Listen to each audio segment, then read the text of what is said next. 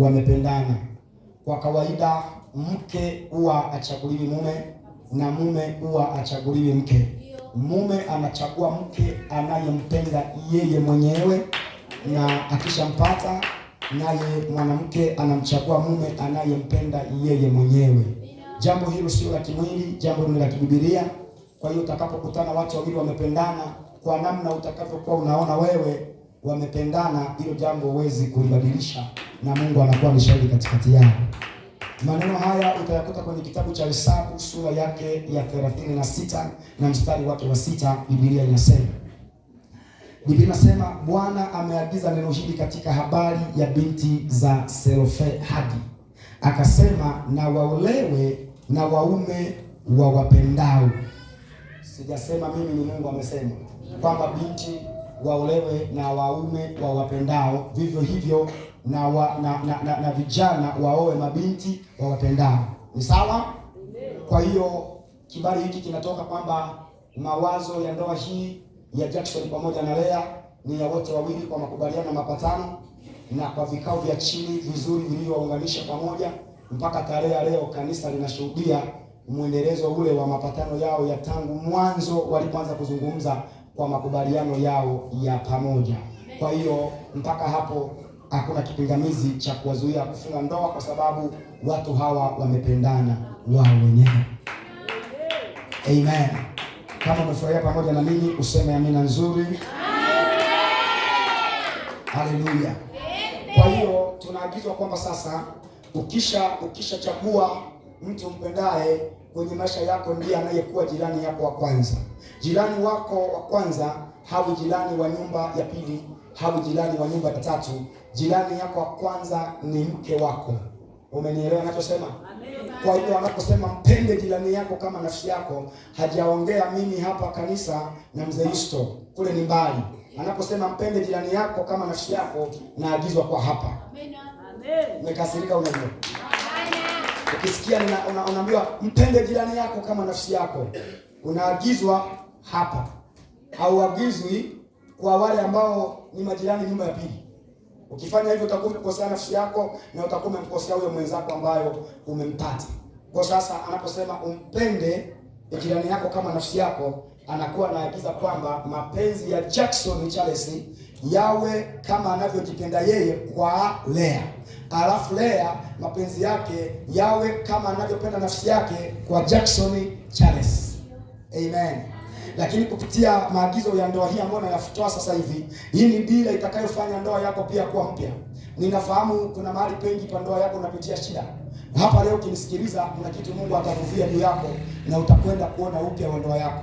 Namna ambavyo Jackson Charles pamoja na Lea Rafaeli wanaingia kwenye ndoa yao mpya, ndivyo na ndoa yako itakavyofanyika upya. Kwa soma maagizo nayo yatoa hapa, siyatoi yawe ya Jackson Charles pamoja na Lea Rafaeli, ni ya wote wenye mwili wakaao katika maisha ya ndoa.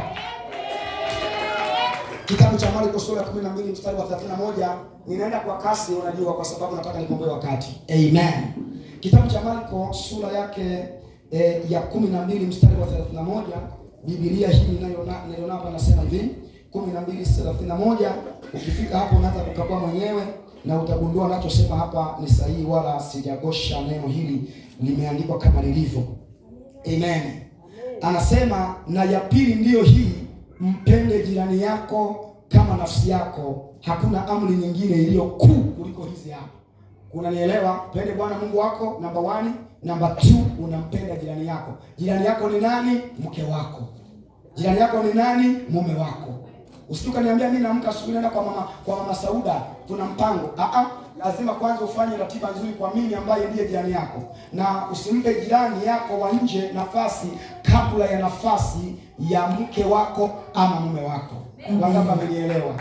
Na nataka niagize kwa ndoa zote ambazo zimeshafungwa hapa, kwa sababu ndoa hii ambayo naifunga hapa leo ni ndoa ya 7 kwenye madhabahu hii. Kwa hiyo tumefunga ndoa nyingi ambazo zinaendelea katika namna Mungu alivyoziweka. Sasa unapoona mambo yale ambayo yamekutanika kwenye ndoa zingine zikawa za vita, hii maagizo tulitoa hapa siku ya leo wanakuwa hawakuishika. Haya maagizo nayo yatoa hapa kwenye ndoa, usipoyashika ni mapema sana kesho unakuwa umeanza kulia. Kwa sababu ndoa ni kitu kizuri na ndoa ni kitu cha Amani kwa sababu ni taasisi aliyoianzisha Mungu. Katika maisha ya ndoa, Mungu ndiye ameanzisha vitu vyote. Unanielewa ninachosema jamani? Mungu ndiye ameanzisha taasisi ya ndoa. Umenielewa ninachosema? Kwa hiyo kama Mungu ndiye ameanzisha taasisi ya ndoa, inakuhitaji wewe uiheshimu sana ndoa. Na uipe thamani sana ndoa. Umenielewa ninachosema? Ndoa usiichezee. Ndoa inatakiwa uilinde kwa sababu ni taasisi ya Mungu.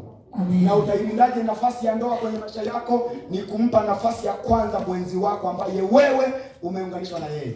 Kwa sababu nafasi ya mwanamke kwenye maisha ya mume wake ni nafasi ya kwanza zaidi ya nafasi ya wazazi wake na ndugu zake na familia. Nitayaongelea hayo kule mbele. Kitabu cha Mwanzo sura yake ya 2 na mstari wake wa 24. Nataka uone taasisi ya ndoa ilivyoanza. Anasema kitabu cha Mwanzo sura yake ya 2, amina moja, anayefurahi aseme amina tena. Sura ya 2 Mwanzo 24. Biblia takatifu hapa inaniambia kwamba Bwana Mungu akamletea Adamu usingizi, hiyo 21, mzito, naye akalala, kisha akatoa ubavu wake moja, akafunika nyama mahali pake. Mstari wa 22, na ule ubavu aliyoutoa katika Adamu Bwana Mungu akaufanya mwanamke, akamleta kwa Adamu. Adamu akasema, sasa huyu ni mifupa katika mifupa yangu na nyama katika nyama yangu, basi ataitwa mwanamke, kwa maana ametwaliwa katika mwanaume. Unaona Mungu anavyosema taasisi ndoa. Alafu mstari wa 24 anasema, kwa hiyo mwanamume atamwacha baba yake. Kwa hiyo ukiingia kwenye maisha ya ndoa, baba yako sio tena mshauri wa maisha yako. Naomba nirudie unisikie vizuri. Ukishachagua mwanamke, baba hana ushauri hapo tena wa ndoa yako. Amen. Naomba unisikize mimi ninachokwambia. Kwa mtu wa ile andika anasema hivi, kwa hiyo mwanaume atamwacha baba yake na mama yake. Si sawa? Naye ataambatana na mkewe, nao watakuwa mwili mmoja. Kwa hiyo ndoa ikisha unganishwa kwa madhabahu, anayekuwa ni mshauri wa kwanza wa ndoa hawi baba wala mama wala baba mkwe au mama mkwe. Mshauri wa kwanza wa ndoa anakuwa ni Mungu. Mshauri wa kwanza na msemaji mkuu wa ndoa anakuwa ni Mungu. Maana ndiye anayekuwa shahidi wa kwanza wa unganiko la ndoa hii inayokuwa inafungwa. Kwa hiyo wazazi wanatakiwa wapokee nafasi sehemu ndogo ya kupokea ushuhuda na mafanikio yenu kwenye ndoa. Msiwapelekee wazazi migogoro ya ndoa, mpelekeeni Mungu migogoro ya ndoa. Mnisikize ninachosema? Kwa hiyo ukiwa uko hapa, naomba ujue kwamba ndoa yoyote ambayo Mungu ameianzisha ni ndoa ambayo inamtaka yeye ndiye aizungumzie na ndiye aishauri. Haleluya. Nani hajanielewa? Tumekuelewa. Kwa hiyo sasa kinacholeta machafuko mengi katika ndoa ni kuingiza washauri wengi kwenye ndoa ambayo wao si vyanzo vya hiyo ndoa. Amen. Chanzo cha ndoa ni Mungu. Na narudia tena, usiweke washauri wengi. Kila mtu kuna namna anavyoona kwenye maisha ya ndoa ya mtu mwingine. Kwa hiyo nafasi ya kwanza isiwe ya mtu, nafasi ya kwanza iwe ya Mungu. Na kama kuna kitu umekutana nacho kimekusumbua kwenye maisha yako ya ndoa, ninashauri kwamba Mungu ndiye umuombe akupatie msemaji kwenye ndoa yako. Usipelekee mtu yoyote tu kwa sababu ameoa na miaka 20 ya ndoa. Wana miaka 20 ya ndoa wengi wanahangaika, wanateseka. Atakushauri sawa sawa na changamoto za ndoa yake. Atakushauri sawa sawa na mafanikio ya ndoa yako, kitu ambacho kitavuruga mwanzo wa ndoa yako na wewe utapoteza dira ya kitu kizuri ambacho Mungu alikuwa amekupa. Amina, hiyo ni nzuri na mwingine aiongeze. Umenielewa vizuri? Umenielewa vizuri? Kutoka moyoni kabisa. Kutoka moyoni kabisa. Amen. Kwa hiyo ninaagiza sasa kwa upande wa kijana ambaye anaoa kwamba ni agizo kibibilia na ni agizo kiroho, na mbingu inahakikisha hivyo kwamba ni lazima yale mapenzi ambayo yamekusukuma umtafute huyo mdada wa watu, umwambie I love you so much and I want to marry you. Hilo neno lilomwambia linatakiwa likae hivyo hivyo tangu leo tarehe 16 mwezi wa 8 Unanielewa? 2026 mpaka miaka yenu ya uzee na mauti mpaka inawafikia, usiwahi mwambia sikupendi. Usiwahi kumwambia. Umwambie ninakupenda kila siku. Akikosea unamwambia I love you so much. Na makosa yako hayo mimi sioni makosa, naona upendo wangu kwako. Safi kabisa. Safi kabisa. Safi kabisa. Sio ukasema huyu ni mke gani ambaye nimeoa? Ni marufuku. Ni marufuku kabisa. Biblia itaagiza hicho kitu. Ukifanya hivyo utakuwa umekosea Mungu wa muungano wa ndoa yako. Anajua nasema sasa baba, kwa hiyo mimi nafanyaje haya maneno? Kwa hiyo ni lazima nahakikiwa mimi kwamba natakiwa nimpende. Ndio unatakiwa umpende. Ni sawa? Petro wa kwanza, naomba ufungue Biblia yako takatifu. Kitabu cha Petro wa kwanza, ufungue ile sura ya 3. Petro wa kwanza sura ya 3 mstari wa 7. Nataka uone Mungu anavyosema. Kwa hiyo ninawaagiza kupendana bila kuchukiana. Hakuna chuki inatakiwa kwenye ndoa. Kwenye ndoa mnabaki mnacheka. Kwenye ndoa mnabaki mnafurahia. Unanielewa bwana? Nataka nikwambie kitu ambacho ni kizuri. Wangapi wanasema utuambie kitu kizuri? Ndoa ikikaa na furaha, baba azeeki. Ndoa ikikaa na furaha, mama azeeki. Umenielewa ninachozungumza? Kama mimi hapo unaponiona mzee Wambura amefika hapa asubuhi, nikamwambia mzee Wambura, umewaka bana. Ingawa ulikuwa katika matatizo, lakini kitendo cha mama Wambura kuonekana kwenye yale maeneo, kuna jambo limefanyika hapo. Ninaamini hivyo. Kwa hiyo unaona mzee Wambura amekuwa kama kijana alipoingia kanisani, kajua jamani, Mungu ameniletea huyu tajiri, anaelekea wapi? Kumbe ni mzee Wambura ambaye kila siku namuona. Sasa nilikuwa nimeshajua kuna shida gani hapo, mbona kama mzee Wambura anakuwa tabasamu sana kwenye ibada? Kumbe alikuwa anawaza mrembo wake. Sasa haleluya. Yesu. Kwa hiyo ndoa ikikaa katika hali ya furaha na kupendana, kiukweli ni ndoa ambayo haizeki. Unanielewa? Ukiniona hapa muungano wangu wa maisha ya familia yangu hapa, itakuwa huu ni mwaka wa 12. Jana huyu mama. Na usiku wa jana nikawa ninaongea naye, yeye alikuwa kumbuki. Nikamwambia leo unaikumbuka tarehe leo? Akasema mimi sikumbuki. Nikamkumbusha kitu. Kwa sababu mwezi wa 8 2014 tarehe 14 ndio malango yangu yalifunguliwa mama huyu kuingia kwenye maisha yangu. Na mimi nikaingia kwenye maisha yake. Ukituangalia mimi na yeye uweze ona kama tumekaa miaka 12. Ni kama tumekaa miaka 2. La kwa nini hata 2 haifiki? Inaonekana kama ni mwezi. Kwa sababu mama ananitunza na mimi ninamtunza. Haleluya. Jamani amina. Kwa sisi ni mfano hai. Ukiwa umeshika maagizo yetu tunayokupa ya ndoa, mimi naamini hakuna ndoa naweza kuifunga ikafuata maagizo nimeipatia, hiyo ndoa ikaleta shida. Ukiona imeleta shida, kuna maeneo hawajashika yale nasema. Mkiyashika utakuwa wewe kila siku unakuwa kabichi kama huyu mama. Haleluya. Unakuwa kabichi kama huyu baba. Haleluya. Na mimi ni mbichi bwana. Sio mbichi kweli? Eti mama tu ni kabichi. Tena nimevaa kasuti kangu ka zamani. Yaani ndio naonekana kabisa nimekuwa kapia. Safi kabisa. Kwa hiyo ninawaagiza hawa wapendane kwa namna kama hiyo, wataiona raha na amani. Ukitaka kuzeeka mapema, una miaka 35, wanaona mwenye miaka 70, leta ugomvi kwenye ndoa, kila mmoja ataona kama wewe utasalimiwa na wadogo zako, shikamoo mama. Unashangaa, jamani unanizidi, uso umekauka, nini shida? Ndoa ina migogoro. Wewe kataa utayakuta ya mambo. Anasema kwenye Petro wa kwanza sura ya 3 mstari wake wa ngapi? Wa 7 hadi wa 8. Naomba nisome tafadhali. Ninaenda kwa haraka kwa sababu ya muda wangu. Ni kweli Petro wa kwanza sura ya 3 na mstari wake wa 7.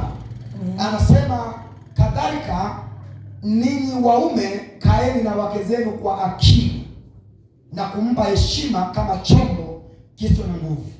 Kwenye hilo eneo bwana, nimekuwa nasikia wahubiri wengi wanakuwa wanazungumza hili neno tofauti na vile ambavyo inatakiwa kuwa. Lakini naomba mimi niseme kitu hapa kidogo kwamba waume wanakaa na wake zao kwa akili. Akili anayokuwa nayo mwanaume na kwenye udhaifu wa mwanamke sio kwenye nguvu za mwili. No. Mwanamke ana udhaifu kwenye anaposema kaeni na wake zenu kwa akili na kumpa mke heshima. Kuna waume wengi waheshimu wake. Waume wengi waheshimu wanawake. Anamwona mwanamke kama kitu cha ziada, anaona kama takataka tu, kwamba yani hata usinge kuwepo mimi naishi baba na mama. Huo ni uongo, mnadanganyana kwa kweli. Bila huyo mama hawezi kuwepo, dunia inakusomba. Tangu mimi nimeoa, huyu mama amekuwa faida. Unanielewa? Amekuwa baraka kwenye maisha yangu. Kuna mambo mengi ya mawimbi ya ulimwengu yalikuwa yananipelekesha, lakini baada ya kumpata akaniweka kifuani mwake, akasema lala mzee, usiwe na hofu, tutakwenda. Kwa hiyo ukiniona tabasamu langu kwenye ibada hapa ni pamoja na amani ambayo anaisababisha kwa nyumba. Na wewe utengeneze jambo hilo la amani sana kwenye nyumba yako. Utaona kila siku uzeeki unachipuka na kuwa mpya kwa jina la Yesu. Anasema, kwa hiyo anaposema kumpa mke heshima kama chombo kisicho na nguvu. Nguvu anayoizungumzia kwa mwanamke ni maamuzi. Mwanamke akiwa kwenye ndoa hawi na maamuzi yake yeye mwenyewe, anaamua pamoja na mume wake. Kwa hiyo anaweza akaamua kitu kwa namna anavyoiona nafasi yako kama baba yake kwenye ndoa, kwa sababu kuna wanaume wanageuka kuwa baba wa familia na kuna wanaume wanabaki kuwa wanaume wa ndoa. Hiyo ni tofauti. Ndio maana mwanamke akikwambia neno, mume wangu nilikuwa nataka nikwambie kitu fulani, unamwambia unaniambia maneno gani ya kijinga? Ujawa baba. Akiongea maneno ya kijinga ukasikia ni ya kijinga, unajua ile nafasi ya baba. Baba amwadhibu mtoto kwa kuwa ameongea maneno ya kijinga, bali baba humfundisha mtoto kwenye maneno ya kijinga ashike maneno ya utu uzima. Makofi yako ni manyonge kwa kweli. Na kuna namna hujamfundisha. Amen. Amen. Kwa hiyo hapo ndipo anaposema habari ya chombo kisicho na nguvu. Ambapo hamna nguvu ni nini? Ni kwenye maamuzi. Lakini maeneo mengine yote mwanamke yuko sawa kabisa. Na ukimkorofisha mwanamke, unanielewa, Mungu hajasema hautakula. No, maombi yako hayatajibiwa. Kwa sababu vurugu za ndoa mara nyingi husababisha maisha yao kukwama, kwa sababu machafuko ya ndoa ni chanzo cha baraka za Mungu kufungwa. Amen. Unanisikia? Ukiona umeingiza vita kwenye ndoa, kinachoanza cha kwanza sio wewe mwanaume, maombi yako hayatajibiwa. Kazini kutakuwa kuna shida, kwenye biashara kutakuwa kuna shida, kwa marafiki zako kutakuwa kuna shida. Nini tatizo? Umekorofisha mwanamke, maombi hayajibiwi. Unataka kujibiwa maombi? Wewe baba uliyeoa, mbona msemi mnaniangalia vibaya?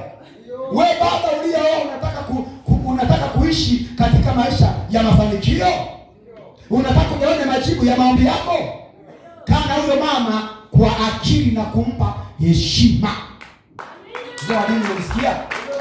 Umheshimu huyo mama, na ikiwezekana leo umpeleke mgongoni kumpandisha gari, sio jambo jema. Baba mgongoni hapo kuone unaye unatembea. Ni nini bwana wewe? Kuna wakati unasema mambo ya ndoa, mama apati raha kwa sababu ya kubeba na gari. Kabisa. Apati raha kwa sababu ya kubeba na bodaboda. Naye anataka apate raha ya kubebwa na mume wake. Haleluya. Kwenye upendo yote haya yanapatikana. Mungu umenisikia? Nimesikia baba yangu. Ninaagiza kwa neema ya Mungu. Amen. Yes, amen, amen. Amen. Kwa hiyo ni muhimu sana kijana, haya mambo uyaelewe na uyashike kwa moyo wako wote, kwamba mimi nitamheshimu mke wangu. Inatakiwa wewe uniheshimu mimi bwana. Mimi ndiye mwanaume bwana. Hajasema hapa kwamba mwanamke umheshimu. Ili andiko nasema mume umheshimu mke wako. Lazima muheshimiane. Lazima muheshimiane. Kuna wanaume ambao wana tabia mbaya, midomo yao inakuwa inanuka matusi. Wanatukanana. Sio vizuri jamani. Lazima uwe mama umpe heshima bwana. Lazima uwe mama umfurahie bwana. Wewe unatakuchapa. Lazima umpende huyo mama, umpende huyo baba. Mpendane na mheshimiane. Msikorogane, Mungu hapendi. Sawa? Akristo sasa ameanza kuja pamoja na nani? Na nini wepi? Haleluya. Haya. Mstari wa 8. Neno la mwisho ni hili. Muwe na nia moja. Muwe na nia moja. Wenye kuhurumiana. Lazima baba wa mji uwe na huruma kwa mke wako. Lazima mama uwe na huruma kwa mume wako. Muhurumiane. Ukikuta yule mama ananihurumia utadhani mimi hata sina nguvu hata kidogo. Kabisa. Kuna siku moja tulikuwa kwenye kazi ya mikono. Tunafanya kazi ya mikono kwa nguvu zetu za mwili. Tumefika sehemu tumefungasha mizigo yetu baada ya ile kazi. Mama ananiambia, "Mzigo huu bwana uliofunga mume wangu ni mkubwa sana. Huo mzigo huwezi ubeba, mimi niko hapa. Unataka uvunjike shingo, mimi nitasema nini?" Nikashangaa. Yaani mama ananihurumia na mzigo huu. Anasema mimi sasa, kwa taarifa yako, huo mkubwa mimi nabeba mimi. Wewe beba kadogo haka. Ili kesho ukatafutie riziki. Na mimi nikasema kiukweli, mke wangu ninavyoona, wewe huwezi kuwa na nguvu za kunishinda mimi. Mimi nitabeba hili kubwa ili na mimi usivunjike shingo. Nitasema nini mbele za watu? Mwanamke amevunjika shingo. Kwanza wataniuliza ulikuwa wapi? Tukaanza kugombania ule mzigo mkubwa sasa. Anasema mimi naubeba na mimi naubeba. Mimi naubeba na mimi naubeba. Nikamwambia neno moja, jamani, kama nakupenda, maana yake nitatoa uhai wangu kwa ajili yako. Maana Biblia inasema nipende mke wangu kama kumpenda Yesu. Niko tayari kufa kwa ajili ya Yesu. Kwa hiyo niko tayari pia kufa kwa ajili yako. Akasema jamani, mapenzi gani haya? Akanisogelea, akaniwaa. Tuko kazini unajua. Akaniwaa. Haijatosha bwana. Sina kuambia story nzima. Akaniongezea na kisi nzuri safi. Safi kabisa. Safi kabisa. Unajua eti kisi ni afya ya mashavu kutokubembea. Ukiona mbaba mashavu yako hivi yamebembea, ujue huyo mama hajafanya vizuri kwenye jambo fulani. Kwa hiyo kisi, wengine wanasema kwamba kiss is the point of love. Lakini mimi nasema kiss ni afya ya mashavu kutokubembea. Ukiona baba au mama amebembea mashavu, huyo mzee ana tabia mbaya. Ujue huyo mama ana tabia mbaya. Kwa hiyo wangapi wanasema amen? Kwa lazima hapo moja kwa moja mnahurumiana. Kwa kweli hiyo siku ilikuwa mwaka 2016, 17, 18. Ilikuwa mwaka 2018. Unaona mpaka yani tokea 2014 mpaka 2018 bado mama anaweza kusikia ndani yake huruma kwa ajili yangu na mimi nasikia huruma kwa ajili yangu. Tuko vichakani ndio tunang'oa manyasi kwa ajili ya kutandota kwenye mashamba. Kwenye mashamba kule bwana napokea kisu. Ukiniangalia mashavu yangu Mungu anisogele. Unaona mimi mashavu yamebembea. Kwa kuna dawa fulani ya afya ya mashavu kutoka. Haleluya. Umekasirika? Amen. Kwa hiyo ndoa ni furaha. Lazima mule ndani ya nyumba babu utengeneze moyo wa kusababisha furaha. Mama huyu anajua nikirudi nimetoka hapa kwenye huduma hata kama ni Jumapili nimechoka. Nikifika nyumbani kidogo namwambia niwekee kwaya. Umeshanielewa? Namchezea kwanza kidogo. Yaani ndoa haikui. Ndoa kila siku mnakaa kama watoto ndio mtapata raha. Unamchezea kidogo. Anasema jamani, baba, na bibi mzima anachezea. Mimi hapa sichezei, Mungu anachezea wewe. Nabii anaweza chezea mke wake, ndio, kwa sababu akiwa na mke wake hawi nabii, anakuwa mume wake. Kwa hiyo ninaongea na wenye vyeo vya kihuduma au vya kikazi. Wewe ni askari polisi, wewe ni daktari, wewe ni nesi, ni nani? Ukija nyumbani kwako, ninaomba cheo chako cha jeshi. Mzee wa Mbura, ukiache wapi? Kazini. Ukija nyumbani usije kijeshi. Ninaamulisha nini kama mwanajeshi? Hapana. Hapana. Mwanamke maskini ya Mungu amekuandalia vitu mbalimbali. Anataka ni upendo alionao. Daktari sasa. Yeye ana allergy na kila aina ya vyakula, anajua madhara ya kila vyakula. Anaanza kumwambia vyakula hivi vinasababisha minyoo. Vyakula hivi vinasababisha kukwanga. Vyakula hivi vinasababisha kwa kuuma. Wewe unaongelea mke wako unamharibia mapenzi bwana. Wewe kubaliana naye hivyo hivyo. Mungu atawasaidia. Tikiti maji, papo ichunguzi uipime. Zina wadudu na dawa zinazopigwa. Nyanya hii uliyoiandaa kuna wadudu wa dawa. Si gani una maelezo mengi daktari? Daktari una matatizo gani? Wamekuandalia pipi, kijiti. Baba kipipi kijiti mimi mama akienda safari, ananiletea, akileta 4, moja ni ya baba mwenye nyumba. Nini tatizo? Anataka kudekeza mpenzi wake asizeeke. Kwa hiyo mama akienda safari, alete pipi za watoto. Mimi ndio mzaliwa wa kwanza. Amen. Kwa pipi kijiti nyekundu. Kijiti nyekundu ni yangu baba.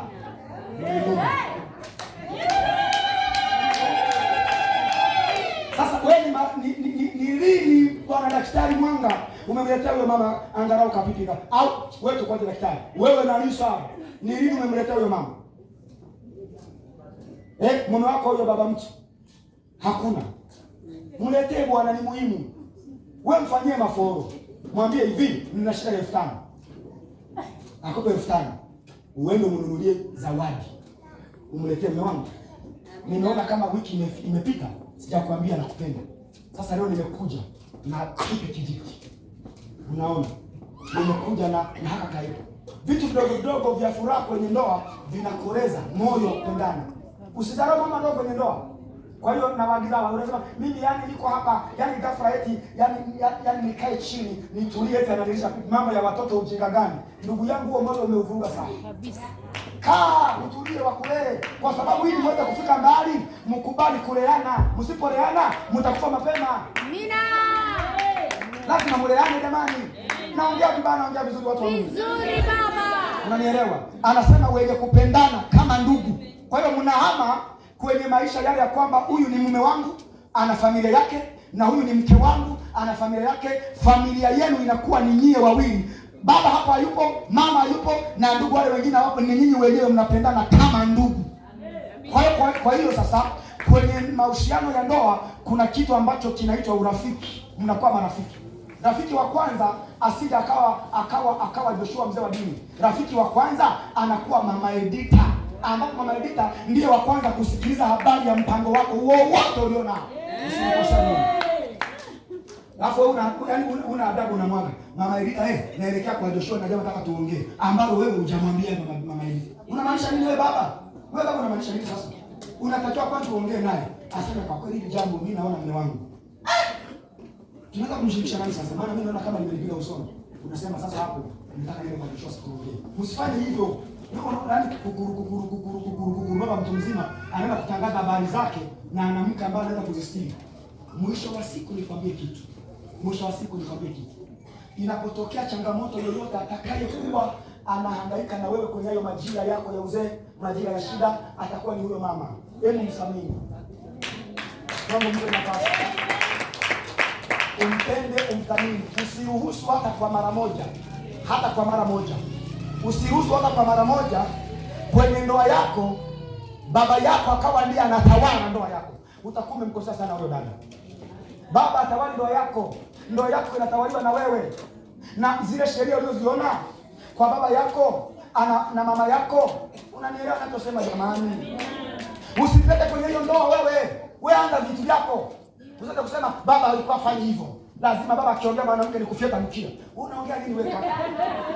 Kwa sababu kama baba yako anapiga sana wake na wewe una mkono wako mama nini? Unaona baba anambutua. Unabutuaje wewe? Kwa sababu unabutua nyama zako. Na anasema tumesoma msikia anasema wewe ni nyama katika nyama yangu. Aje, nikufinye saa hii. Nikufinye? Si utaumia? Kwa hiyo ukifinya mke wako ukamkoboa, umekoboa mwili wako. Sasa wewe unaanza kukoboa mwili wako.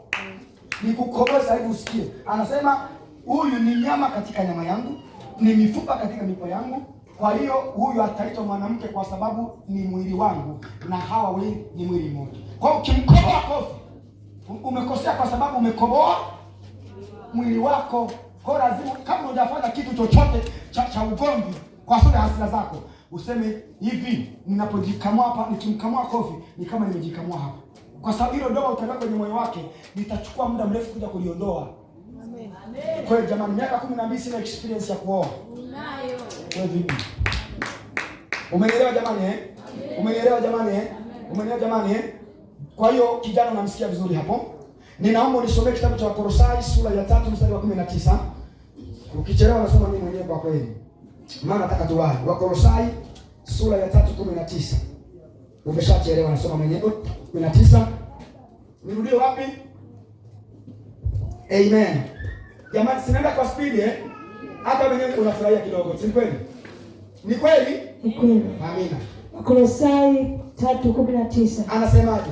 Ninyi waume, usome vizuri jamani. Ninyi waume wapendeni wake zenu. Kijana wangu, mke anapendwa. Na kupenda huwa sio maneno, kupenda ni matendo. Unamweka vizuri huyo dada. akiwa hapa kanisani, akiwa Mwanza hapa, akitembea, wanasema kweli jamaa anatunza mke bwana. Wanaangalia nywele yake, mpe nywele nzuri, mpasuke. Aliyekwambia usisuke nini? Kila mtu anakuambia usisuke, na ameokoka, hana hela. Wewe usilete mambo ya maskini kwenye kanisa, huna hela. Tuambie ukweli, unazo hela? Huna. Lakini jaribu kuangalia mama huyu, hajawaka kweli. Sasa unaanza jamani, angalia huyu mama, hajawaka kweli. Hivyo ulivyomweka hivi leo, ukiwa unamleta mbele ya mashahidi wako, anatakiwa akae anang'aa namna hiyo. Sasa ghafla ile amesha Yesu hataelewa. Lazima wewe mama umjali. Umwambie mama nywele hiyo tuirekebishe. Umwandalie kagauni kazuri, umwandalie kiatu kazuri, umwandalie tungo tule mbalimbali tuzuri. Uvutiwe na wewe. Usikuje njiani ukaanza kuwaka tamaa. Wasuja mtengeneza huyo hapo. Wanakuuliza sasa. Au kaka. Labda njaa. Lea anaumwa. Na lea haumwi. Kumbe lea moyo umeshaharibika kule ndani, umtunzi. Ana mawazo. Usiku kwanza ulimtukana asubuhi. Mimi mtu anayejiandaa vibaya, unacheka mimi nakuacha. Ndugu yangu, punguza spidi. Ukiwa punguza spidi, mimi na wewe. Mimi nimeambatanishwa na nataka msubiriane. Wewe unachelewa wapi? Na hapo nakuta anajiuza, mbona unachelewa kuingia? Sisi tumeshikwa kumsubiri anachelewa. Sasa sikireme. Asinai. Asipendeze. Usiamke unakuja kwenye ibada unasema mimi nataka nikwambie. Unaniambia nini? Kama nikikuacha hapa kwenye ibada unaenda kunikosea. Umwacha ajiandae aje amependeza. Haleluya. Unasikia? Unatoka hapo sasa kwa sababu jamani hawa ni watu wa kiroho. Unaenda unambanika mtoto wa watu. Unambanika. Tunafunga wiki 2. Ndugu yangu, tunafunga wiki 2 Mungu ameongea na wewe. Wewe ingia kwa sababu wewe utaleta wewe ndio unakula kwa jasho. Mimi kazi yangu ni kuzaa kwa uchungu. Kwa hiyo unaponiambia niingie kwenye mambo ya kufunga, natakiwa nisikie hiari yangu. Usinifundishe kwa sababu tuna hela za kula. Mama ni shahidi. Mama muulize mama. Mimi nimekuwa nafunga safari za kwenda kwenye mambo ya milimani. Muulize ni shahidi. Mama huyu. Sijawahi mlazimisha kwamba lazima ufunge, lazima uombe, lazima ukeshe. Sijawahi. Kuna kipindi cha mwanzo kabisa wa maisha yetu iliwahi kuniingia hiyo kitu. Nikawa nasema yani leo kama ni ibadani, yani tunatakiwa tupigane. Yani lazima ibadani wewe. Sasa ibada mimi baadaye Mungu akaja akanioji. Hivi ibada ukienda kusali unasalia mke. Wewe unajisalia vya kwako. Achana naye. Wewe kumleta asali umleta aolewe. Haleluya. Kuna mambo wakaka mnakuwa mnafeli. Kwamba kama uwezi kuingia kwenye mambo kiwango changu, acha tusafiri kwenye mambo ya saa 4. Ukiacha kuomba, bado mimi naomba, basi wewe utakuwa sio mke sahihi. Ukimpima kwa hiyo, wewe utakuwa unataka kuroga ndoa. Hairuhusiwi. Amina. Anaweza kuomba dakika 2. Baba wa mbinguni katika jina la Yesu. Mimi nashukuru umenipa mume bora, anajua kunihangaikia na atanitunza mpaka nitakapokufa. Amen. Wewe ndio unaanza kuombea, biashara lazima iende, usimforce. Haleluya. Kama unataka mwanamke awe mshirika kwenye kitu unachokifanya, umwambie Mungu aingize roho ya unachokitaka ndani yake. Uweze kuoa vyote unavyotaka, huyo mwanamke hayupo.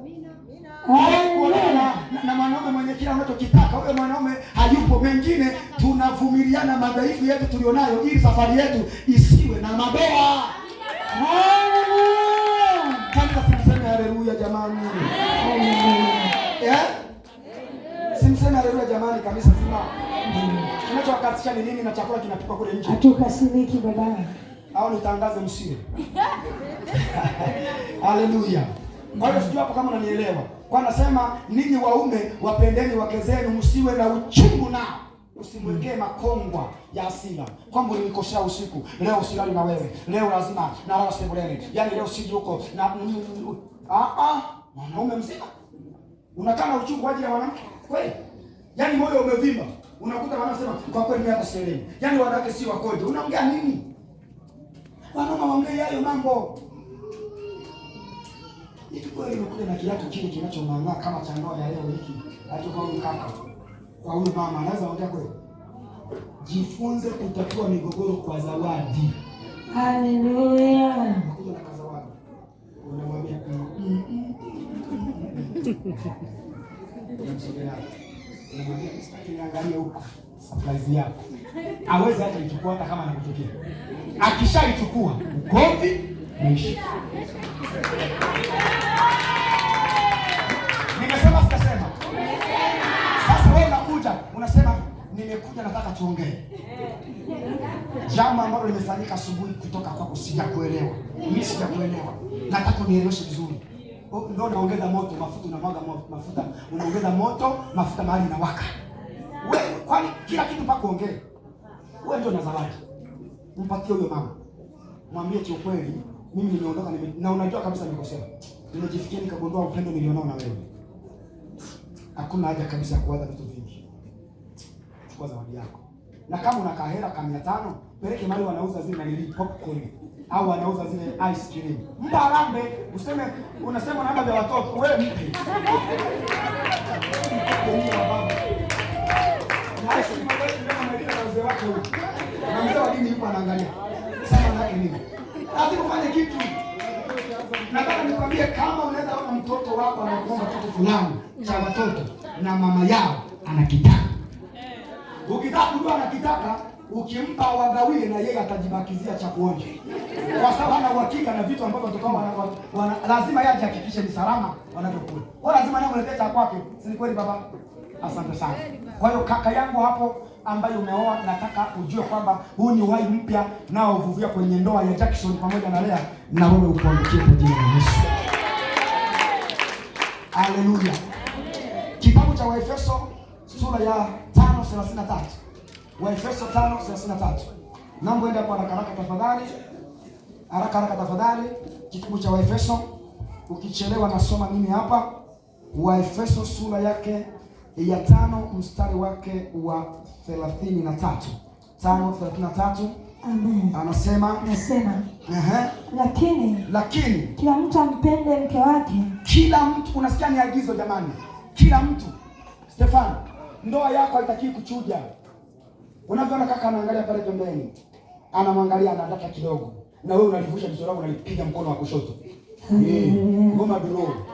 Wewe unakubali kupoa? Usikubali kupoa. Uwe kama kibando cha alichachi. Mambo ambayo lazima mwanamke uwe nayo. Usikose. Karibu sana. Anasemaje? Ninyi wake watiini waume zenu. Watiini waume zenu kama ipendezavyo katika Bwana. Kama ipendezavyo katika Bwana. Mwanamke unatii.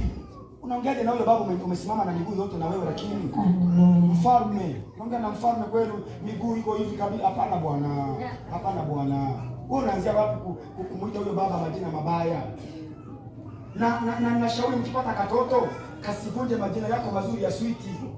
Sweetie kweli nzuri. Sweetie nzuri. My lord. Nairobi iko sawa bwana wangu. Kabisa. Nyingine nzuri. Sweetie ya mlozi kumita mnako bibi. Yaani mwite mnako pipi. Sweetie ni bibi. Sasa unaweza utani mtu ananipipi kweli hapo. Kafumuni. Tuwape majina mazuri. My king, my prince, good. Majina mazuri lazima wewe baba umheshimishe. Alafu pia ujifunze kumwongelea vizuri mbele za watu. Ukiwa mbele za watu, yaani unamwongelea kana kwamba wanaume wote, yaani wote hakuna level yake wewe baba. Hata kama unaona wanamzidi vitu, wewe mpe ufalme wake. Kwa sababu ufalme wake ni wewe, sio watu wengine. Kwa hiyo umpe ufalme wake kwenye nyumba yako. Na wafundishe, ndio, wafundishe marafiki zako. Kumjua huyu jamaa ni mtu wa thamani kwenye maisha yako. Usimdharaulishe mbele za watu wako karibu. Usimdharaulishe. Muongelee vizuri huyo kaka. Useme nampenda mume wangu. Unaweza kuniambia nini kwa mume wangu? Na unaweza kuwa unajua kabisa jana mmegombana. Usilete ugomvi huko kwa marafiki zako. Unaondoa kibali cha mume wako kwa marafiki zako. Usimuondolee kibali bwana.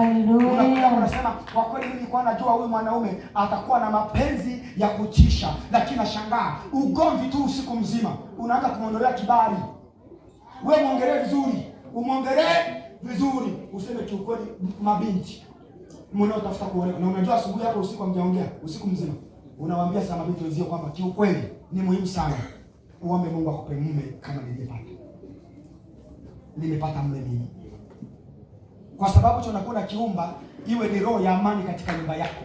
Haleluya. Na ukimwangalia vizuri kwa watu itakusaidia wewe kuondoa moyo wa maumivu na kutengeneza amani kwa ajili yake. Hata unaporudi unawaza mazuri uliyomsemea, uwazi mabaya aliyokufanyia. Haleluya. Umenielewa jamani? Umenielewa jamani? Unanielewa jamani?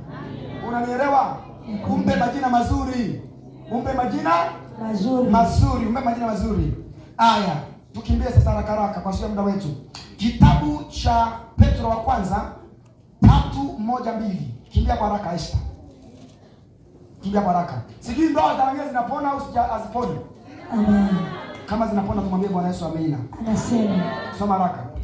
Petro wa kwanza 3:1-2. Kadhalika, anasema kadhalika ninyi wake watiini waume zenu kusudi ikiwa wako wasioamini neno wavutwe kwa mwenendo wake. Amina. Kuna watu ambao hawamwamini Mungu, wanaangalia sema kwa kweli kama Jaki ameoa tunavyomjua, kama Lea ameolewa tunavyomjua. Nikiona wamekaa kwenye ndoa mwaka mmoja wote wanacheka, hawajawa na ikusi kwa midomo. Ni ikusi hapa nini? Bembea. Kuna mabembea yanakamata watu hapa wakiolewa na wakioa. Kwa sababu hawapati ile dawa niliyokuambia. Sawa? Anasema na mimi kwa kweli nataka kumwambia Mungu anipe ndoa. Kwa sababu watu wanakutana na matukio mengi kwenye mahusiano. Umenielewa?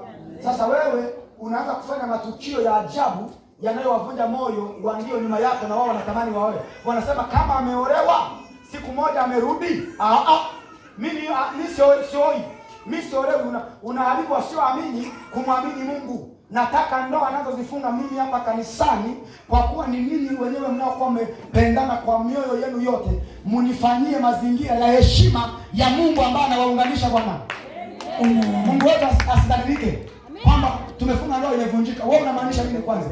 Na kama unaniletea utani wa namna hiyo, tafadhali nitakufuata nyumbani kwenu, nimlete na baba yako, nimlete na mama yako, munielezee kwa nini mnamwaibisha Mungu. Nimejiandaa kwa hiyo. Sio amekasirika, unakasirikaje? Utakiwa kasirika, unatakiwa furahi.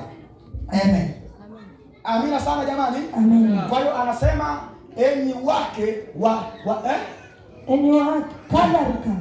Ninyi wake watiini waume zenu. Anakuambia wewe unaendelea kweli. Wewe nani?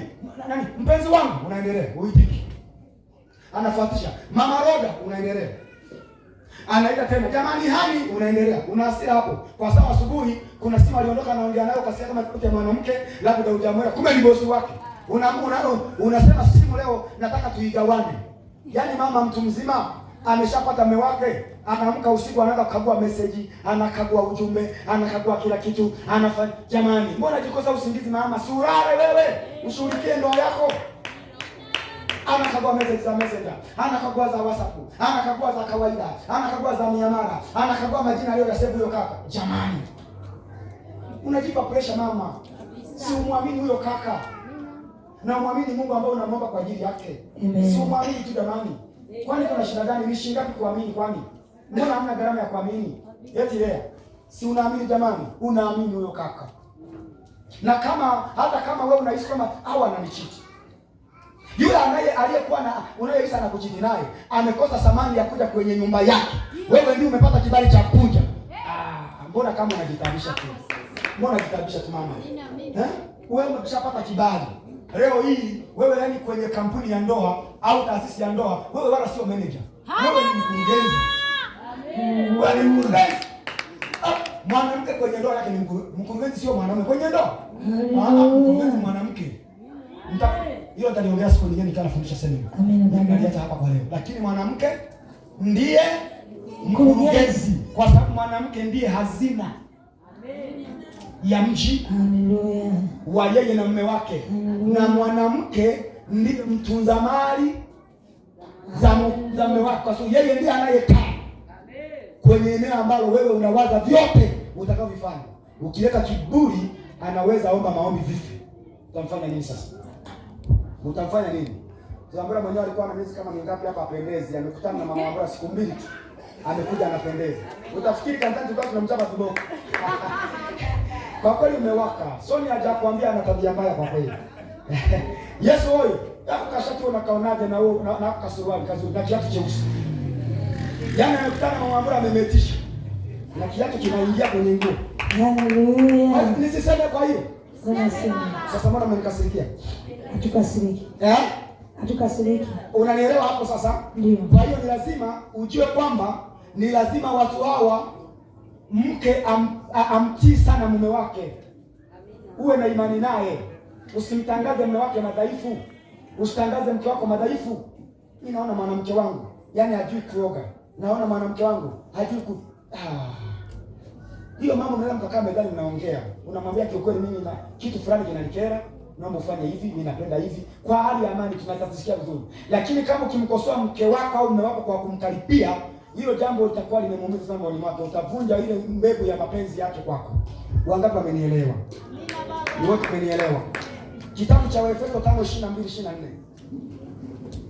Ili niende nizungumze wote kwa pamoja, tuingie kwenye agano la ndoa. Si unaona niko speed kwa kweli? Niko speed, siko speed kwa kweli. Sasa mnipigie makofi angalau kidogo. Sio rahisi mimi kwenda hivyo. Hii ni neema inakuwa imeniangukia, maana jana nimeiongelea hapa nikaiomba. Si niliomba ukiwe. Nilimwambia Mungu kwamba usinipe vurugu zozote. Nipe utaratibu. Na kweli nimekaa kwenye utaratibu. Ni maombi nimeomba jana na juzi, maombi mengi ya muda mrefu.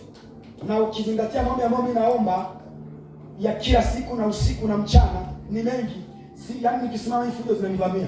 Lakini unaona nimezitiisha kabisa. Yaani mimi niko full mstari. Kwa hiyo nimejiandaa kwenda kunywa soda baadaye ya baridi ya Pepsi. Leo harusi. Unaweza kupiga watu ngoma kwenye harusi sasa.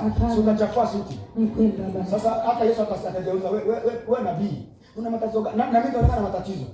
Kwa hiyo Mungu hawezi ruhusu mimi, nimemwambia tuliza mama. Na yeye amekaa vizuri. Haleluya. Haleluya sana. Amen. Kwa hiyo 22 ule sura ya 5 kitabu cha Efeso 24. Anasema tafadhali.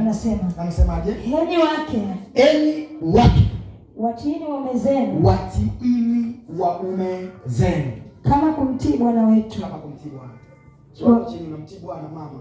Na hawa wagore ambao ni expired. Tunaita geti.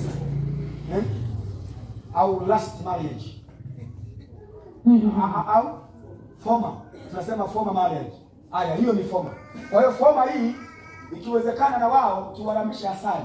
Ni muhimu. Amina baba. Baadaye nitaona hapo kwenye masherehe wananyoshwa na kakiti fulani, utakuwa unaona kama na anakumbuka hivi. Akiwa anafanya ka hivyo, anakumbuka hiyo jamani tarehe fulani jamani, tukiwa sehemu fulani kaise. Hili jambo ni la kwa kweli. Hiyo kitu inatakiwa hiyo kila siku. Muulize mama akwambie. Kuna siku mimi natoka naenda mahali na natafuta keki. Naleta keki. Amen. Naleta na champagne. Amen. Naleta na girasi za kiwiko.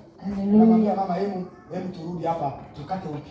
Haleluya. Ile sisi hatujala keki nzuri. Sisi tumekula kidogo, keki nzima wameibeba. Tumekula kipande kimoja, wamekatia watu wamewagawia. Sasa sisi hatujala keki bwana. Tule hii ya leo sisi tujibarikie wenyewe. Anashangaa, baba, hii ina maana gani? Ina maana ya kunogesha upendo. Kama hata kisu unanyosha. Na kuna kitu nilifanya sana mwaka jana ilikuwa mwezi wa 10. Ilikuwa 10 wa 11. Naye akajiongeza bana. Nilikuwa niko safari, akaenda akaitengeneza keki ya moto. Champagne iko hapo na maketi ya soda. Akasema, baba, nakuja nataka tujikumbushe kitu hapa kwenye meza kubwa hapa. Mimi naingia kwenye mlango, nasikia nyuma nzima. Nasema, jamani, kuna tatizo gani? Wanasema punguza speed mzee. Leo ni siku maalum. Na uchovu wote huu tuvumilie kidogo. Hawajanipeleka mezani bwana. Hawajanisimamisha. Na mimi nikabaki pale. Naona nikasema kuna shida gani?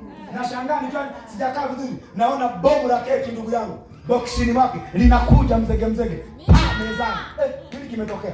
Sijakaa vizuri. Naona chupa ya champagne. Mezani. Nikasema nini maana yake? Sijaangalia vizuri. Naona na mishikaki. Ni muhimu. Mezani. Ndugu yangu. Sijakaa vizuri. Naona soda pendwa. Mezani. Nasema ngoja nijionee hii movie. Jamani baba, tumeshapokea tafadhali, lakini mimi hapa kama mke wako kuna maelezo hapo mama na kama ya sasa yanyoshi. Yaani anaongea maneno mazuri mpaka unahisi. Hivi kweli mimi kuna mwanamke na maneno mazuri kama haya? Unagundua hayapo. Nataka nikwambie kwenye huo mwezi wa hiyo tukio hawezi yaani makosa yote na yale ambayo hajafanya unamsamehe. Yaani hata yale ambayo hajafanya unafanyaje? Unamsamehe. Kwa nini amefanya kitu universal? Ni muhimu kufanya ukumbusho. Unanielewa? Kwa hiyo anasema watii. Kama kumtii Bwana wetu. Kiona huyu mama anaongelea maneno mazuri mimi hapa. Baba kwa mdomoni mwake, furaha yangu. Kwenye simu yake sio ukimkagua majina yao ni save. Majina ya gharama. Ni majina ya gharama tu kialikuwa hapa. Yaani mtu, yaani ni binadamu. Jaribu kuwaza, mimi ni binadamu wa kawaida naitwa Adorable. Adorable ndugu yangu, wewe usikia? Ndio umesikia hapa leo. Sasa jikopeshe pale kwa mama maneno mazuri. Mwite hiyo hapa. Anayo. Yaani mimi naitwa ni hapo kizungu hivi.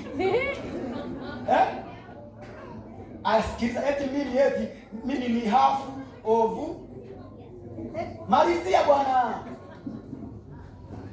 Sikia maneno. Yaani tunatembea barabarani.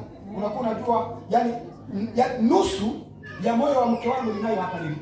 Amina. Hivi unakuwa unajionaje hapo barabarani? Keki sio keki, mandazi sio mandazi, pipi sio pipi, soda sio soda. Yaani unajionaje wewe? Unajiona muhuri kwenye ofisi ya mkuu wa mkoa. Ali raha bwana. Wewe unamwitaje leo kaka? Unamwitaje Maria? Baba Isaac. Kwanza ni marufuku kumuita mume wako majina ya mtoto wako. Unakuja muite unaita mtoto. Unamwitaje Stefano kaka mzuri na uso mweupe namna hii. Unamuita baba Nathaniel. Una mtoto gani? Mpe jina maalumu ambalo ni adimu. Wewe litafute. Muite jina maalumu. Unamwitaje jina la zamani bwana?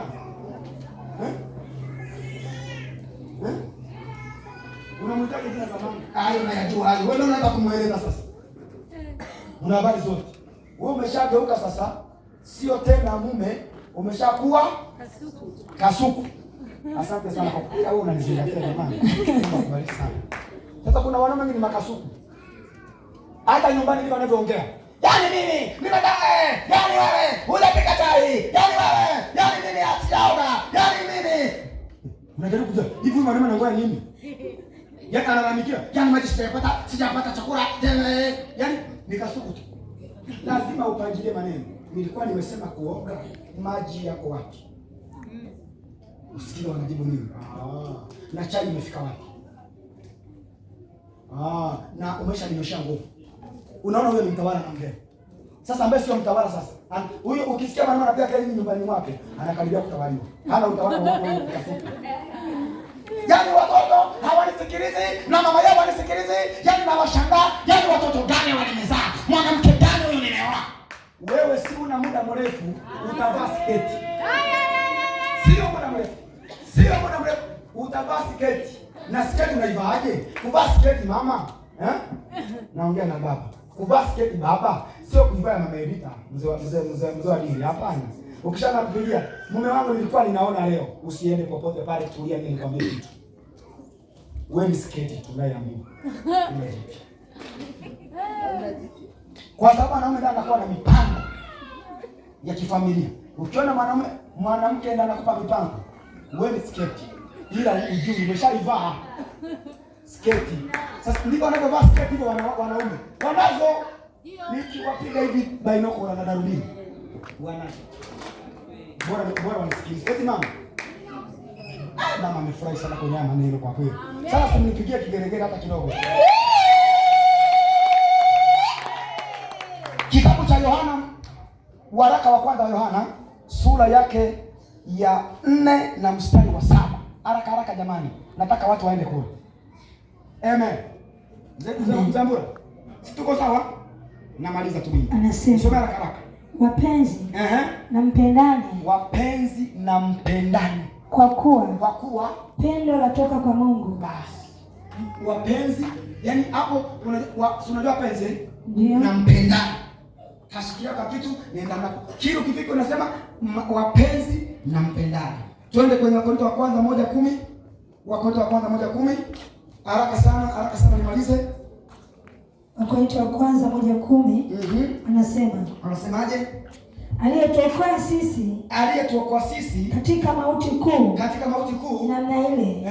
Tena atatuokoa ambaye tumemtumaini. Basi Wafilipi 2:2-3. Namaliza hizo mimi. Pendo. Nyumbani kumekuwa na kujapona. Amen. Akresio. Hizi mambo nimeongea zikifanyika. Au utasema mimi nimeona. Haleluya. Anasema, let's go. Jalizeni furaha yangu. Jalizeni furaha yangu. Ili muwe na nia moja. Ili muwe na nia moja. Wenye mapenzi mamoja. Wenye mapenzi mamoja. Wenye roho moja. Uchepukaji. Wanandoa hawachepuki. Amina. Ukichepuka kuna dawa ninayo, sihitaji hapa hadharani, nitakuja kutajia mama baadaye. Haleluya. Na anajua. Kwa hiyo umepata kitu kizuri unapopata mwanamke ambaye ni chaguo la moyo wako, unakuwa umepata kitu chema, unakuwa umepata kibali kwa Mungu, umepata kibali kwa watu.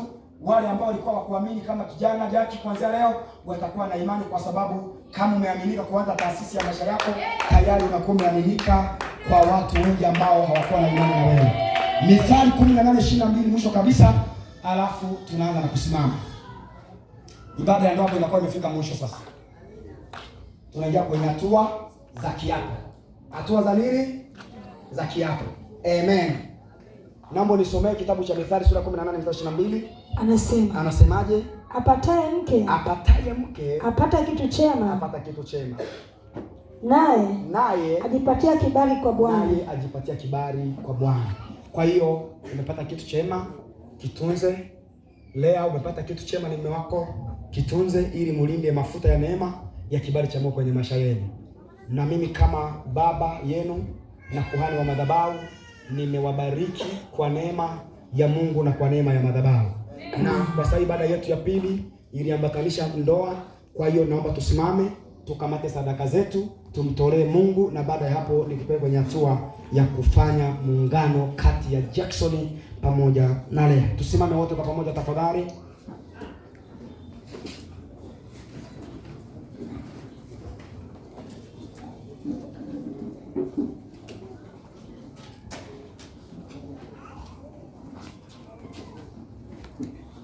Kamata sadaka yako tumtolee Bwana.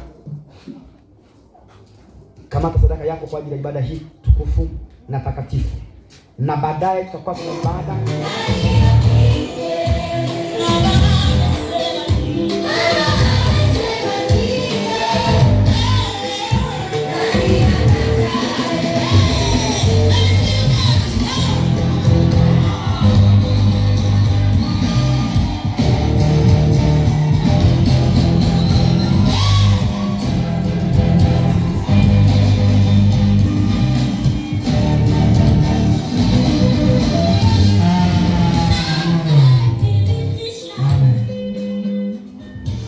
Jamani, macho ya watu wote yanaona. Hii ndio saa ambayo imeweka kiapo kwa ajili ya maisha mapya ya Jackson Charles Kanela pamoja na Lea Rafaeli Mzuka. Tafadhali ninaomba ugeuke Jaki umtazame mke wako mtarajiwa, na Lea ugeuke umtazame mume wako mtarajiwa. Wale watu wa microphone wasogee karibu hapa. Wasogee karibu. Sogea hapo, wapatie microphone hawa. Chapu basi kidogo. Tusichelewe.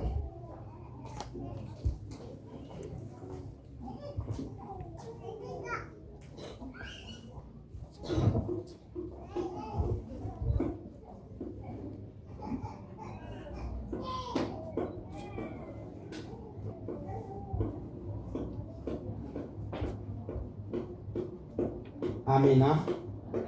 Nataka sasa tumuulize Jaki maswali mawili machache yatakayotupa kibali kama madhabahu na kanisa kuitia alama ya ndoa yake ambayo Bwana amempa kwa siku ya leo.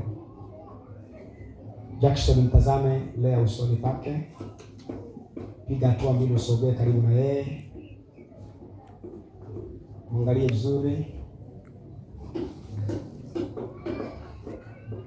Unakubali kumpokea? Ndio baba.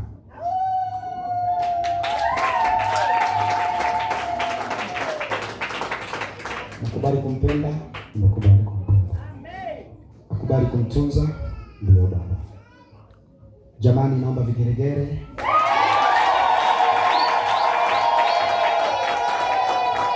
Lea Rafaeli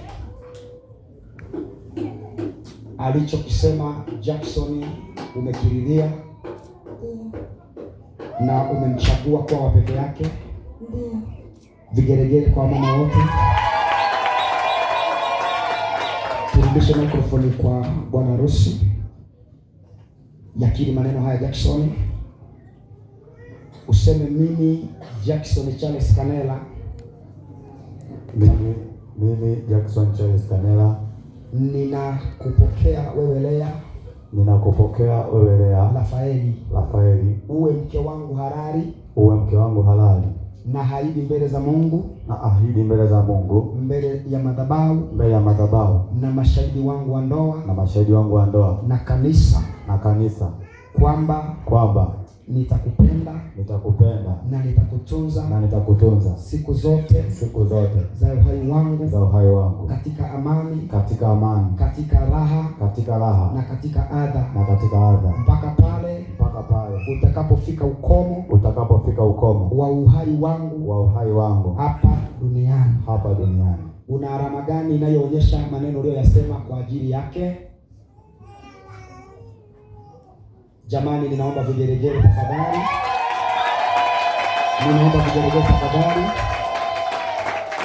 Ninaomba vigeregere vingine tafadhali. Amen. Hemu onyesha watu sasa kile ambacho ni alama yako kwa ajili yake. Jamani, hiyo ni ishara aliyo nayo kwa ajili ya maneno aliyosema.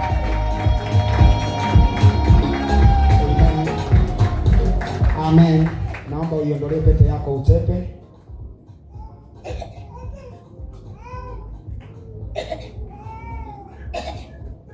Kamata mkono wa Lea wa kushoto, inua juu Lea mkono wako wa kushoto tafadhali. Pandisha juu kidogo, pandisha juu. Subiri Jackie, pandisha hapo. Asante sana. Jackie, chukua mkono wako wa kuume. Ni wa kushoto kamata katika mkono wake kwa chini kidogo. Wa kushoto hapo. Kamata hapo. Sogeza kidogo mkono wake. Usogee mbele, usiogope sana Jackie. Umeshapata kibali kwa ajili ya Mungu. Amen. Inua mkono wako wenye pete juu. Alafu yakiri maneno haya kwa sauti hii. Sema Lea Rafaeli. Nakupa nadhiri ya pete hii. Kama alama ya ishara ya upendo wangu kwako. Naomba upokee nadhiri yangu hii. Ya upendo wangu kwako. 1, 2, 3, 4. Alizamisha hiyo pete katika kidole chake.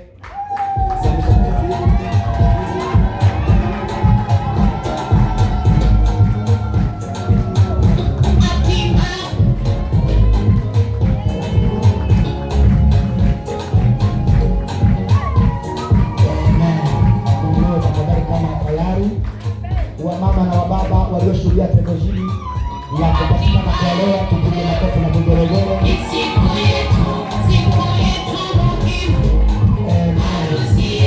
Amen. Mambo muinue tafadhali, mpenzi wako asimame. Amen. Tayari umempata. Mrudishe mkono wako sasa. Mweke mkono wako wa chini, arudi ulipo, wewe urudi alipo. Mbadilishane nafasi, ndio. Badilisha nafasi. Umeshampata, tunataka na yeye akukiri sasa kwamba amekupokea kama mume wake. Amen. Tuweke karibu microphone kwa binti tafadhali. Nataka uyakiri maneno haya sasa, useme mimi Lea Rafaeli Mzuka. Nakupokea wewe Jackson Charles Kanela. Uwe mume wangu halali. Na haidi mbele za Mungu. Mbele ya madhabahu. Na mashahidi wangu. Na kanisa. Ya kwamba nitakutii na kukuheshimu na kukutunza siku zote za uhai wangu mpaka pale uhai wangu utakapofika ukomo hapa duniani kati yangu na wewe. kati yangu na kwa dhiki, kwa shida, kwa amani na raha. Amen. Tunaomba Baba. Unaelekea maneno haya, maneno aliyoyakiri unayaridhia? Ndio Baba. Na uko tayari kumpokea kwa moyo wake wote? Ndio Baba. Amen. Turudishie maiki tafadhali. Ninaomba sasa uyakiri maneno haya. Lea, ambapo sasa uniambie una alama gani inayoonyesha kwamba maneno uliyoyasema utayatunza na kuyasimamia. Asante sana. Tafadhali anachukua alama yake tuione, inua juu tuidhibitishe. Hiyo ndio alama yake ambayo anayo kwa ajili ya maneno ya ukimwi.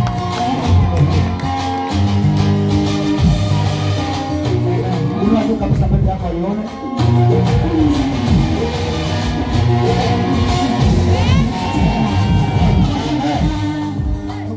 Amina. Amina. Rudia maneno haya. Jackson, inua mkono wako kushoto. Haya. Usiweke juu sana kwa sababu unamzidi sana kwa mbali urefu. Iondolee utepe alafu uinue juu pete yako ambayo ni alama. Inua juu watu tuone. Chukua mkono wako, ukamate mkono wa mume wako mtarajiwa. Uguse kabisa bila wasiwasi kwa sababu ameshakupa agano. Useme Jackson Charles Kanela, nakupa nadhiri ya pete hii, kama alama na ishara ya upendo wangu kwako. Naomba upokee nadhiri yangu hii ya upendo wangu kwako. Ninaomba udhamishe pete yako kwenye kidole cha mpenzi wako. Weka hapo cha pili kutoka mwisho. Hapo. Taratibu tu. Jamani, hatuwezi kupiga vigelegele jamani.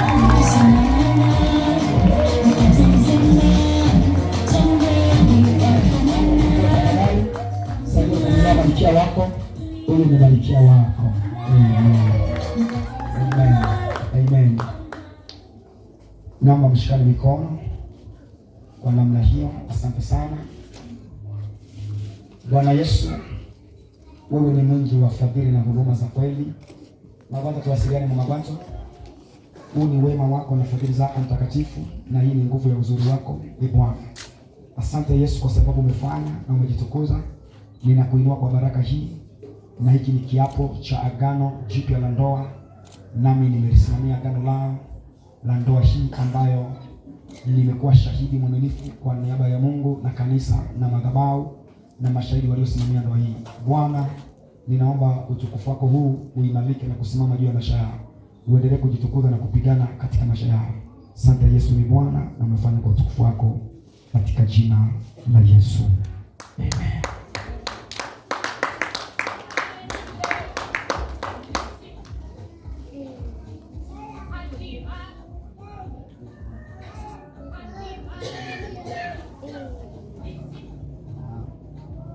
Amen. Jamani, amina. Naomba sasa mgeuke huko kwenye madhabahu. Mshikane mkono hivi. Yaani hapa mwachane. Ndio mmeshaungana hapo. Mna hivi. Jamani, hawa tumeshawaunganisha. Amen. Kwa hiyo kwa mamlaka ambayo Mungu ameiweka kwa ajili ya madhabahu hii na kwa ajili yao, ninatangaza rasmi kwamba Lea na Jackson Charles hawa ni mtu mume na mtu mke.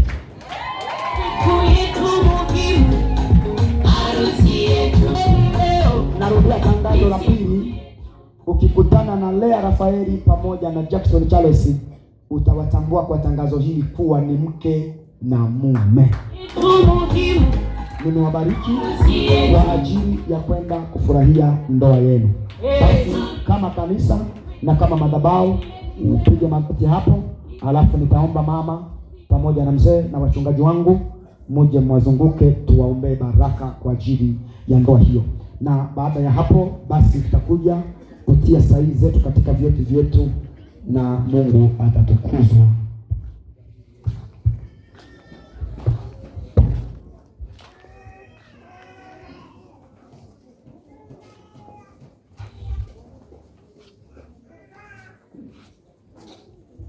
wazunguke.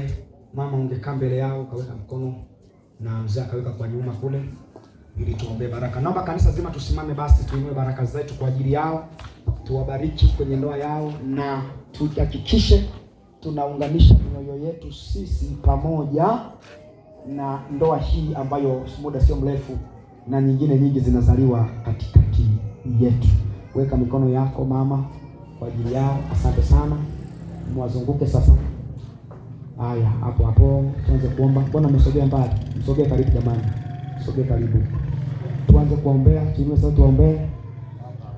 Mungu wa mbinguni, kwa jina la Yesu aliye hai, wewe ni Mungu wa neema, Baba wa uzima na baraka. Asante kwa sababu ya mkono wako Baba, asante kwa ajili ya utukufu wako Baba, asante kwa ajili ya kibali chako Baba, asante kwa ajili ya utukufu wako na nguvu zako. Umejinua, umejitukuza. Haya ni maisha ya watoto wako wameanza. Leo imekuwa ni siku takatifu kwa ajili yao. Ninaomba Yesu uendelee kuachilia mkono wako uendelee kuwagusa maisha yao, wakuone Bwana, nguvu zako zijidhihirishe, uwalinde, uwazuie mambo yote maovu ambayo shetani analeta katika maisha yao kwa jina la Yesu. Wewe ni Mungu wa utukufu na neema kwa jina la Yesu.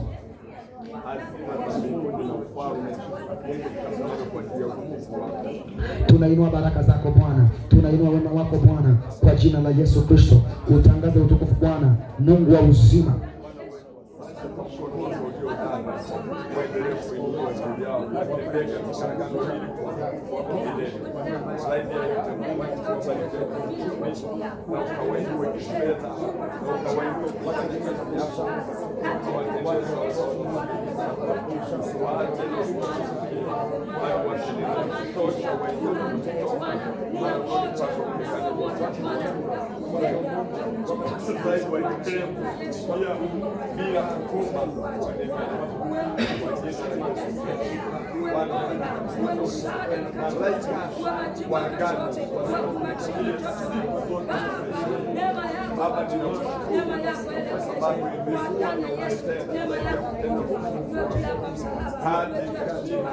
Baba, tunakuadhimisha. Hakika wewe ni Mungu wa maajabu. Tunakupenda kwa sababu ya kibali hiki ambacho umekiachilia. Asante Yesu ni mtakatifu, kwa jina la Yesu aliye hai. Bwana Yesu, ninabariki meza hii takatifu ambayo umeibariki kwa ajili ya watoto wako. Ili ni agano jipya nimefanya kwa ajili yao. Baba, ninaomba mwili wako umbike ndani yao na damu yako ifanye ukombozi kwa ajili yao. Utakaso na neema ya damu ya Yesu ifanyike kwa ajili yao. Ili ni agano jipya ambalo limefanyika kwa damu ya Yesu Kristo. Basi Bwana, ujidhihirishe kwa utukufu wa nguvu zako kwa jina la Yesu aliye hai. Amen. Acha hiyo iache. Sogeza hapa karibu wachukue. Chukua hapo kipande cha mkate. Haya, komunika. Chukua na kikombe. Komunika, patia na pale. Chukua mkate, komunike. Kwenye agano jipya. Ninakomboa muda tungeshiriki meza wote, lakini kwa sababu ya muda wetu tafadhali msije mkasema mbona hawajatupa sisi. Mtapata Jumapili tutakuwa tuna muda wa kutosha. Asante sana. Naomba patia hapa ambaye ni shahidi mwaminifu kwa ajili ya ndoa hii. Amen.